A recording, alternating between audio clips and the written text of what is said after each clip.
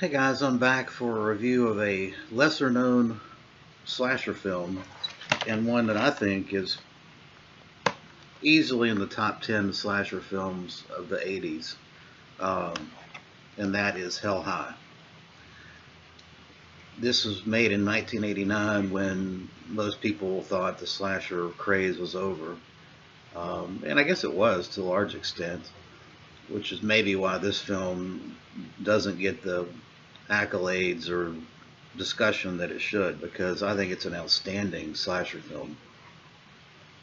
It has all the normal prerequisites of a slasher film, but it also turns a lot of the normal tropes of the slasher film on its head. It's not a predictable film, uh, and that's one of the things I really like about it. And it also has some of the most gruesome uh, kill sequences that I've seen in a slasher film. I don't know why this doesn't get the advertising that it needs to get, but it's clearly in my top 10 of all slasher films, certainly of the 80s. Um, it was made as a one-off by director Doug Grossman.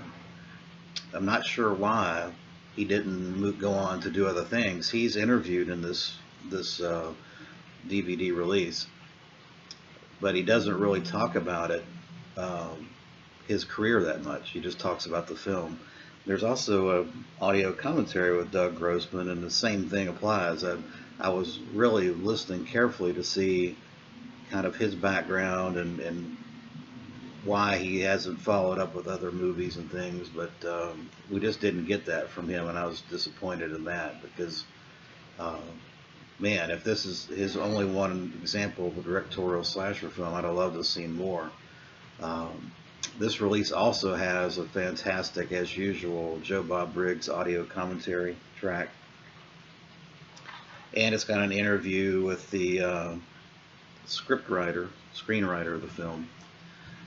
Essentially, what you got here is a group of typical teenage kids um, that decide to play a prank that goes bad on their very sexy teacher.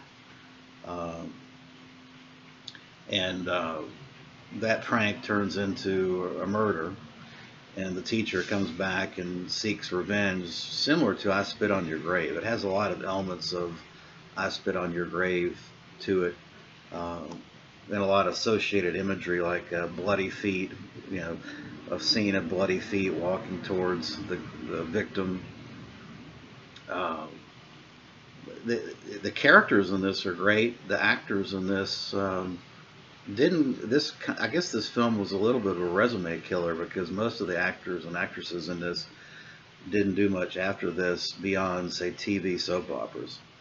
But all of them are great. Christopher Cousins plays the jock that quits the football team and joins this little group.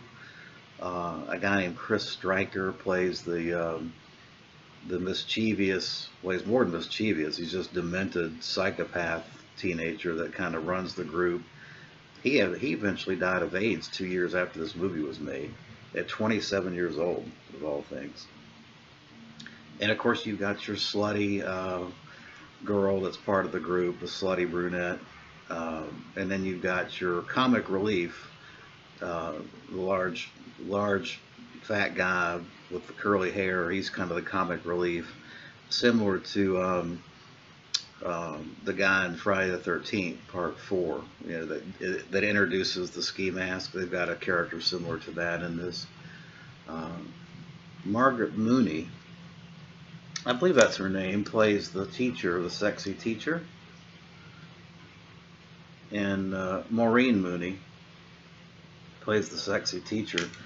And she eventually actually becomes the killer in this film. And she does a great job, and it's very, very I Spit on Your Grave like. A lot of interesting kills in this. Let me run through the kills for you.